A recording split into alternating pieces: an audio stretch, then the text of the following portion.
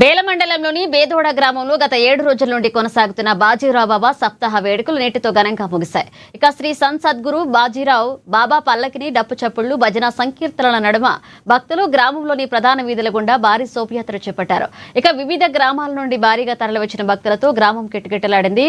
గ్రామ యువత భక్తుల కోసం మండుటెండలో మంచినీళ్లను ఏర్పాటు చేశారు. సంత్ సద్గురు బాజీరావు బాబా బేదోడ గ్రామంలో పుట్టి గ్రామానికి మంచి కీర్తిని ప్రసాదించడం పట్ల చాలా గౌరవంగా ఉందన్నారు గ్రామస్తులు. ఇక ఆయన మార్గంలో నేడు ఎన్నో కుటుంబాలు బాగున్నాయని పేర్కొన్నారు. మద్యం, మాంసం, చెడు అలవాట్లకు యువత దూరంగా ఉండాలని బాజీరావు బాబా బోధనలు సూచిస్తున్నాయన్నారు. चाललेले आहे श्री संत सद्गुरू बाजीराव महाराज यांच्या या ज्ञानेश्वरी पारायण सप्त्यानिमित्त इथं नवग्रह मूर्ती स्थापना सुद्धा 19 तारखेला झालेली आहे. कारण बाजीराव महाराजांनी जीवन या जनतेसाठी झिजलं. कारण सद्गुरू, आपण बाजीराव महाराजाला सद्गुरू म्हणत आहोत. मग सद्गुरू म्हणजे काय? सद्गुरू म्हणजे सत्य वस्तूची जाणीव करून देणारा आणि सरळ मार्ग दाखवणारा हा संत सद्गुरू बाजीराव महाराज आहे. बाजीराव महाराजांनी या जनतेला सरळ मार्ग कोणता आहे तो मार्ग श्री संत सद्गुरू बाजीराव महाराजांनी दाखवला.